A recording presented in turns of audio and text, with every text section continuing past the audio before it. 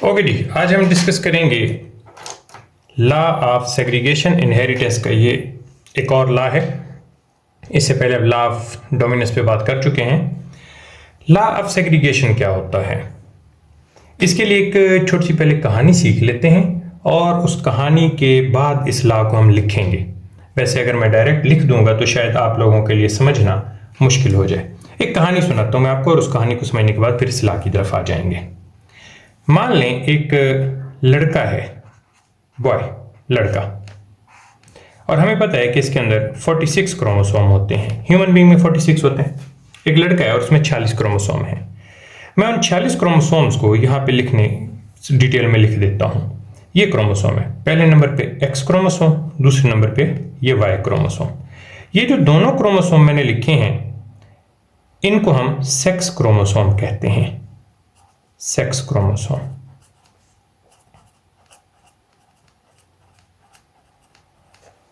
X और Y. अब ये जो एक्स क्रोमोसोम है इस लड़के को इसकी मां की तरफ से मिला है, मदर, और ये वाई क्रोमोसोम इस लड़के को इसके बाप की तरफ से मिला है। अब मां ने इस लड़के को टोटल 23 क्रोमोसोम दिए हैं। तो एक तो हो गया एक्स क्रोमोसोम, दूसरा क्रोमोसोम फर्ज कर लें उसका नाम मैं लिख देता हूं कैपिटल ए, तीसरे का नाम लिख देता हूं कैपिटल बी, फिर नेक्स्ट है G capital C, capital D. इस तरीके से मैं नीचे क्रोमोसोम लिखता जाऊंगा। तो टोटल 23 क्रोमोसोम लिखने हैं। तो मैं टाइम बचाने के लिए नीचे मुकम्मल 23 नहीं लिख रहा। आप सपोज कर लें कि ये मुकम्मल मैंने 23 लिख दिए हैं। और इधर ये जो क्रोमोसोम है वाई, ये इस लड़के के अंदर इसके बाप की तरफ से आया। अगर मां ने एक्स क्रोमोसोम दिया तो बदले में बाप ने वाई क्रोमोसोम दे दिया। अब यहाँ पे ए क्रोमोसोम है तो बदले में बाप भी इसी किस्म का क्रोमोसोम देगा। उसको मैं फर्ज कर लें स्मॉल ए से डिनोट कर देता हूं। इधर से बी आया तो बाप की तरफ से स्मॉल बी, इधर से सी आया तो बाप की तरफ से स्मॉल सी। ये मैं सपोज कर रहा हूं आपको सिर्फ समझाने के लिए। कैपिटल डी आया मां की तरफ से तो बाप की तरफ से स्मॉल डी, और ये बाप की तरफ से हो गए टोटल 23 क्रोमोसोम। तो अब हमने देखा कि 23 क्रोमोसोम इस लड़के के अंदर मां की तरफ से आए और 23 ही क्रोमोसोम इस लड़के के अंदर बाप की तरफ से आए। इनमें से ये जो पहले दो क्रोमोसोम हैं इनको हम सेक्स क्रोमोसोम कहते हैं, और नीचे ये 22 ये वाले और 22 ये वाले जो 44 क्रोमोसोम नीचे बचेंगे उन 44 को हम ऑटोसोम क्रोमोसोम कहते हैं। Autosome chromosome. और ये इंसानों के अंदर 44 होते हैं। इन 44 क्रोमोसोमों के अंदर उस लड़के के जेंडर से मुतल्लिक कोई इंफॉर्मेशन नहीं होगी। अलबत्ता उसके बकाया जो करैक्टर हैं, उसकी स्किन कलर, उसके बालों की रंगत, आंखों की रंगत, बकाया सारे करैक्टर होंगे सिवाय उसके सेक्स के, उसके जेंडर के। वो जेंडर या सेक्स के करैक्टर उसके सिर्फ और सिर्फ इन दो क्रोमोसोम में होंगे जिनको हमने सेक्स क्रोमोसोम का नाम दिया था। अब ये जो क्रोमोसोम पड़े हुए हैं इन क्रोमोसोम के अंदर लाजमी बात है डीएनए भी होगा। तो एक काम करते हैं, इस पहले क्रोमोसोम ए को मैं किसी एक क्रोमोसोम को खोल लेता हूं। इस ए क्रोमोसोम को खोलते हैं। ये क्रोमोसोम जो कि इस लड़के को मां की तरफ से आया। ये जो ए क्रोमोसोम है इसको खोलते हैं। ये इसके अंदर डीएनए पड़ा हुआ है। डीएनए के अंदर ये पड़ी हुई हैं जीन्स। अगर मां ने क्रोमोसोम दिया उसमें जीन्स हैं तो लाजमी बात है बाप ने जो क्रोमोसोम दिया ये स्मॉल ए, उसको खोलेंगे तो उसके अंदर भी तो जीन्स होंगी भाई। फर्ज कर लेते हैं पहली जो जीन है उसका नाम है आई जीन, आंख की जीन। अगर मां ने पहली आंख की जीन दी है तो बदले में बाप ने भी जो जीन दी होगी पहली वो आंख की ही जीन होगी। ये लाजमी बात है। अगर इधर से पहली आंख की जीन है तो उधर भी पहली आंख की ही जीन होगी। दूसरे नंबर पे फर्ज कर लेते हैं नोज की जीन है तो बदले में लाजमी बात है कि बाप ने भी इस लड़के को दूसरी जीन नोज की ही जीन दी होगी। इसी तरीके से तीसरी चौथी जीन्स हम सपोज करते जाएंगे। तो ये जरूरी होता है, ये फिक्स है, ये लाजमी है कि पहली जीन अगर आंख की है, फर्ज कर लें पहली जीन आंख की है, तो बाप ने जो जीन दी है वो भी पहली जीन आंख की ही होगी। ऐसा नहीं हो सकता कि इधर से फर्स्ट जीन आंख हो और इधर से फर्स्ट जीन नोज हो, ऐसा नहीं हो सकता। ये पोजीशन जो हमने लिखी है ये फिक्स होती है। ये जो क्रोमोसोम हमने लिखे हुए हैं कैपिटल ए और स्मॉल ए क्रोमोसोम, ये क्रोमोसोम आपस में होमोलोगस क्रोमोसोम कहलाते हैं। क्यों? क्योंकि इन क्रोमोसोमों के ऊपर एक ही मकसद की जीनें पड़ी हुई हैं। ठीक है जी, इसमें देखो आंख की जीन है तो इसमें भी आंख की जीन है, इसमें नाक की जीन है तो इसमें भी नाक की जीन है, लिहाजा ये दोनों क्रोमोसोम आपस में होमोलोगस क्रोमोसोम कहलाएंगे। जबकि ये जो जीनें हैं आपस में, ये आंख वाली जीन और ये आंख वाली जीन, ये दोनों जीनें ना भाई, ये आपस में अलील कहलाएंगी। इसी तरह ये नाक वाली जीन और ये नाक वाली जीन, ये जीनें आपस ये जीनें आपस में अलील कहलाती हैं, जबकि क्रोमोसोम आपस में होमोलोगस क्रोमोसोम कहलाते हैं। अब सवाल ये है कि मां ने भी आंख वाली जीन दी, बाप ने भी आंख वाली जीन दी, तो फर्ज कर लेते हैं मां ने जो जीन दी है वो दी है ब्लैक आंखों की, ब्लैक आइज। ठीक है जी, और बाप ने जो जीन दी है वो दी है लेट्स सपोज रेड आइज। अब ये देखना है कि इनमें से डोमिनेट कौन है, रिसेसिव कौन है। तो ये भी फर्ज कर लेते हैं कि जो मां ने जीन दी है ना भाई वो डोमिनेट है। फर्ज कर लेते हैं जो मां ने जीन दिया है वो डोमिनेट है और जो बाप ने दिया वो रिसेसिव है। तो मां की जीन जो डोमिनेट है उसको कैपिटल ई से लिख लेते हैं, ये देखें जी, और जो बाप ने जीन दी है उसको स्मॉल ई से लिख लेते हैं क्योंकि वो रिसेसिव है, तो स्मॉल ई से लिख लेंगे। ये डोमिनेट, वो रिसेसिव। अब कहानी को मुख्तसर करते हैं। ये सारी कहानी सुनाने का मकसद ये था कि किसी भी, ये पॉइंट जरा गौर से समझिएगा, किसी भी जानदार के अंदर, किसी भी लड़के के अंदर, किसी भी इंसान के अंदर, किसी भी जानवर, किसी भी पौधे के अंदर, परिंदे के अंदर, किसी भी जानदार के अंदर डोमिनेट और रिसेसिव अलील इकट्ठी पड़ी हुई होती हैं उस जानदार के सेल के अंदर। किसी भी जानदार के अंदर डोमिनेट करैक्टर की अलील और रिसेसिव करैक्टर की अलील इकट्ठी पड़ी होती हैं उसके सेलों के अंदर। लेकिन जैसे ही उस जानदार के यानी कि इस लड़के के स्पर्म बनेंगे, गैमीट बनेंगे, तो याद रखिए जब स्पर्म बनते हैं तो ये डोमिनेट वाली अलील और ये रिसेसिव वाली अलील ये साथ नहीं रहेंगी, ये एक दूसरे से जुदा हो जाएंगी। ये वाली अलील अलग होके, जुदा होके एक स्पर्म में चली जाएगी, ये वाली अलील जुदा होके दूसरे स्पर्म में चली जाएगी। मतलब ये दोनों, ब्लैक आंख की अलील और रेड आंख की अलील, दोनों इकट्ठे एक स्पर्म में नहीं जा सकती। इनको अलग अलग होना पड़ेगा, अलग अलग स्पर्म में जाना पड़ेगा। इसी को कहते हैं लॉ ऑफ सेग्रीगेशन। तो अब इसको जरा डिफाइन भी कर लेते हैं। According to law of segregation,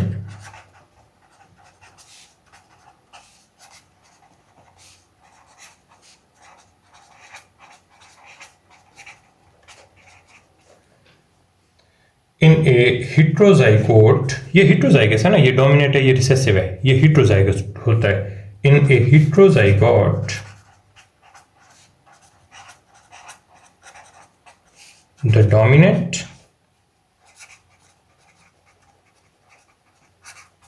and recessive alleles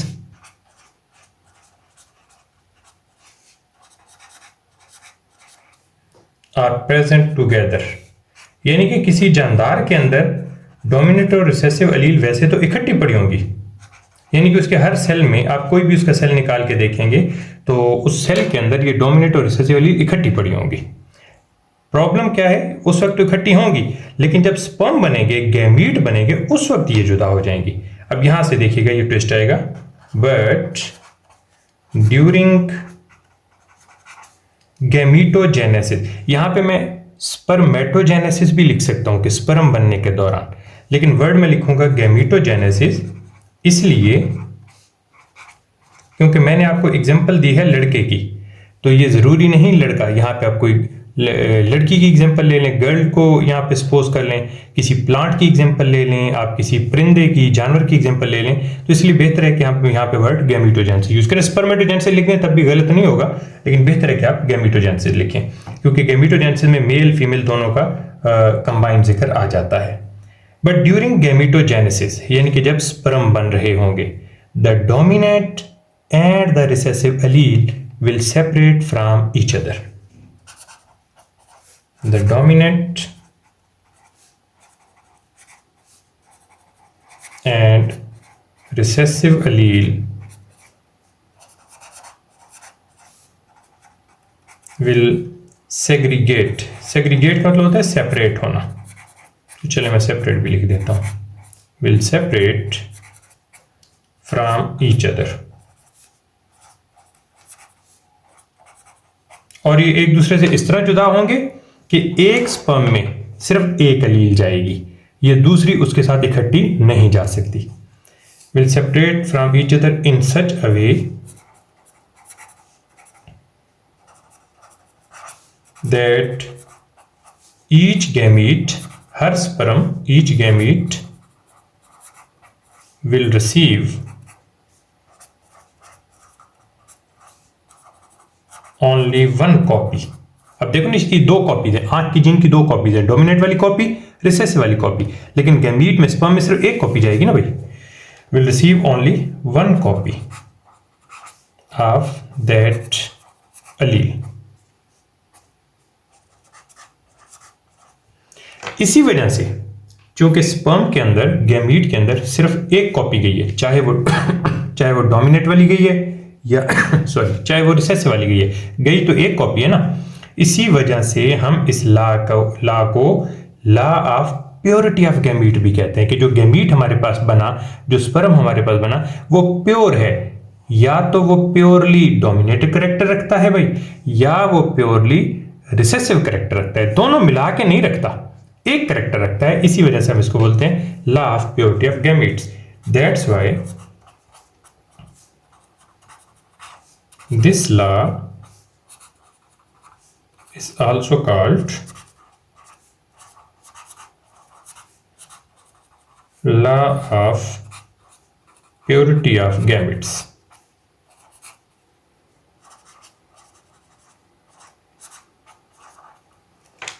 okay, ये तो मैंने आपको एक इंसान पे, एक लड़के पे एग्जांपल समझा दी है। आप बुक में जब पढ़ेंगे इनहेरिटेंस के चैप्टर में, तो वहां पे ये बॉय की, लड़के की एग्जांपल नहीं दी हुई, वहां पे आपको पी प्लांट पढ़ाया गया, मटर। अब मान लें थोड़ी देर के लिए कि ये लड़का नहीं, ये मटर का बीज है।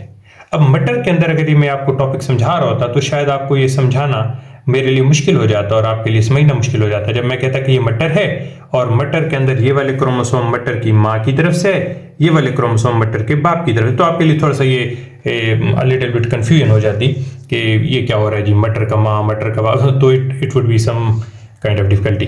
तो बेहतर है कि हम इसको एक इंसान से, बॉय से समझ लें, उसके बाद आप इसको किसी प्लांट पे अप्लाई कर लो, पी प्लांट पे या किसी एनिमल पे, सब के अंदर रूल यही चलेगा। तो हमारी बुक में चूंकि पी प्लांट की एग्जांपल दी हुई है, तो आप बेशक इसको पी प्लांट लिख के उसके क्रोमोसोम लिख सकते हैं। फॉर एग्जांपल यहीं पे मैं एक्सप्लेन कर देता हूं। अगर हम इसी लॉ ऑफ सेग्रीगेशन को, जो कि हमने पीछे एक एग्जांपल ह्यूमन की ली है, इसी लॉ ऑफ सेग्रीगेशन को अगर हम पी प्लांट पे सीखें तो कैसे सीखेंगे। लेट्स सपोज ये मेरे पास एक पी प्लांट है। अब पी प्लांट के अंदर मान लें कि उस पी प्लांट की जो हाइट है वो है टॉल, और उसको हम लिखते हैं कैपिटल टी स्मॉल टी। अब ये जो कैपिटल टी है इस पी प्लांट के अंदर, फर्ज कर लें ये इसकी मदर की तरफ से आया, मदर, और ये आया उसके फादर की तरफ से। ओके, ये सिर्फ समझाने के लिए कि ये जो डोमिनेट है ये मदर की तरफ से आया, ये जरूरी नहीं है, हो सकता है ये डोमिनेट फादर की तरफ से आया होता। तो हम समझाने के लिए सिर्फ ये जो है लिख रहे हैं कि ये डोमिनेट जो है मदर से आया, रिसेसिव जो है फादर से आया। तो इसका ये मतलब नहीं होता कि फादर हर दफा रिसेसिव ही देगा, नो नॉट एट ऑल। ये सिर्फ आपको समझाने की गर्ज से मैं कर रहा हूँ।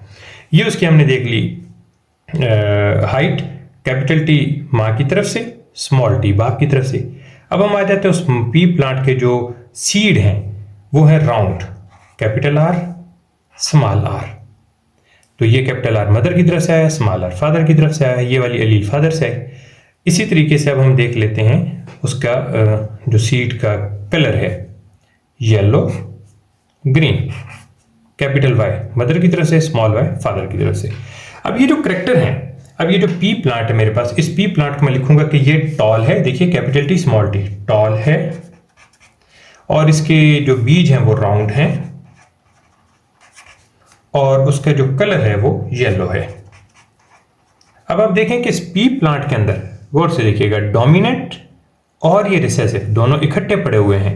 ये वाला डोमिनेंट, ये रिसेसिव इकट्ठे उस पी प्लांट के, वो जो सीड है उसके अंदर ये इकट्ठे पड़े हुए हैं। कैपिटल वाई स्मॉल वाई ये भी इकट्ठे हैं, बट जब ये गैमीट बनाएगा, ये वाला पी प्लांट अपने गैमीट बनाएगा, ये स्पर्म बनाएगा, अपने एग बनाएगा, तो उस वक्त याद रखिए ये जो पी प्लांट है, मान लें इसके स्पर्म बनाते हैं, तो स्पर्म बनाने के दौरान ये देखें ये सेपरेशन हो जाएगी, ये डोमिनेंट वाली अलील इस सेपरेट वाली अलील से जुदा हो जाएगी। डोमिनेंट वाली अलील एक स्पर्म में जाएगी, रिसेसिव वाली अलील दूसरे स्पर्म में जाएगी। तो अब इस पी प्लांट के अंदर जो हम गैमीट बनाएंगे वो इस तरीके से बनेगा कि ये जो capital T, capital R, capital Y ये मिलकर एक स्पर्म बनेगा, ये small T, small R small Y ये मिलकर दूसरा स्पर्म बनेगा। तो आप देख सकते हो कि इस स्पर्म के अंदर स्मॉल टी आया, यानी कि एक कॉपी आई, जबकि इस स्पर्म के अंदर कैपिटल टी आई। यानी कि जो हाइट की बात करें तो हाइट की दो अलीलें हैं, उन दो अलील में से एक स्पर्म में एक ही आती है, इसी वजह से हम इसको law of purity of gametes भी कहते हैं। अच्छा, चलते चलते एक और चीज भी मेंशन करता चलो, ये जो हमने पीछे डिस्कस किया था ह्यूमन बॉडी या बॉय की बात की, कि ये जो क्रोमोसोम है, ये जो अलील हैं, ये एक दूसरे से जुदा हो जाते हैं जब स्पर्म बनता है। तो यहाँ पे एक चीज जरा समझने की कोशिश करें, ये 23 क्रोमोसोम इस लड़के के अंदर माँ की तरफ से है और ये वाले 23 बाप की तरफ से। तो अब एक काम करते हैं, इनको ये लें जी, मैं दरमियान से सेपरेट कर देता हूं। अब ये वाले जो 23 क्रोमोसोम है ये अलग होके एक स्पर्म बना देंगे, ये वाले अलग होके दूसरा स्पर्म बना देंगे। तो पहले ये वाला स्पर्म लिख लेते हैं कि उसके अंदर कौन कौन से क्रोमोसोम। तो आप नोट कीजिएगा, X, capital A, capital B, capital C, capital D, ये वाले क्रोमोसोम चल रहे हैं। तो लड़के के अंदर X, capital A, capital B, capital C, capital D, ये जो क्रोमोसोम अलग हुए हैं और एक स्पर्म बना है, ये 23 क्रोमोसोम है।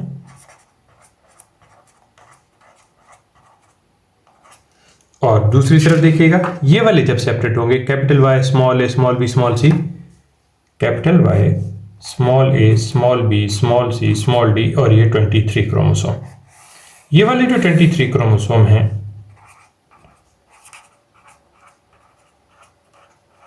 ये अलग होके दूसरा स्पर्म बनाएंगे। ये एक स्पर्म बन गया, ये दूसरा स्पर्म बन गया।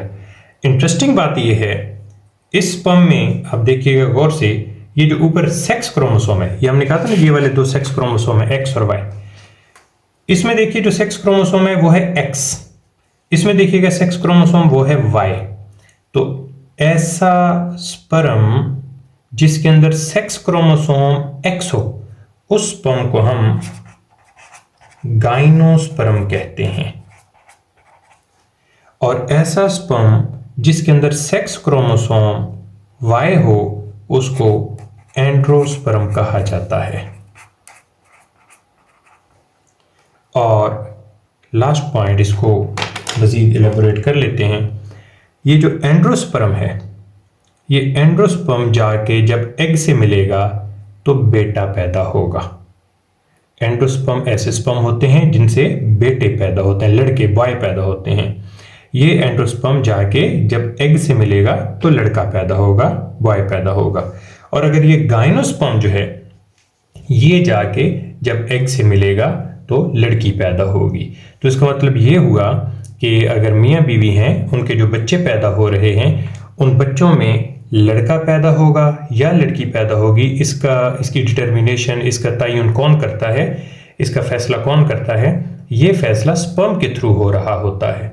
अगर मेल की बॉडी से एंडोस्पर्म जो है वो जाके फीमेल के एग से मिलता है तो लड़का हो जाएगा, और अगर मेल की बॉडी से गाइनोस्पर्म जाता है और फीमेल के एग से मिलता है तो बेटी हो जाएगी। तो सिंपल वर्ड में बेटा पैदा होगा या बेटी, इसका जो सारा दारोमदार है वो डिपेंड करता है गायनोस्पर्म या एंडोस्पर्म पे। तो ले जी, लॉ ऑफ सेग्रीगेशन हमारा क्लियर हो गया और नेक्स्ट हम डिस्कस करते हैं लॉ ऑफ इंडिपेंडेंट असॉर्टमेंट।